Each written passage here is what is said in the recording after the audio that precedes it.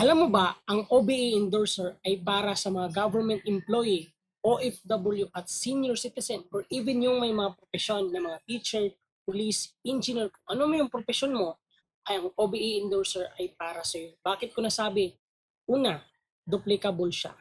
Pangalawa, pwede mo lang siyang gawin sa free time mo. Pangatlo, online lang siya. At the same time, legit at effective na. At the same time, less hassle na siya pagdating sa trabaho mo na hindi mo na kailangan pang iwan yung trabaho mo o pumunta ka sa office kasi nandito lang sa online yung setup natin.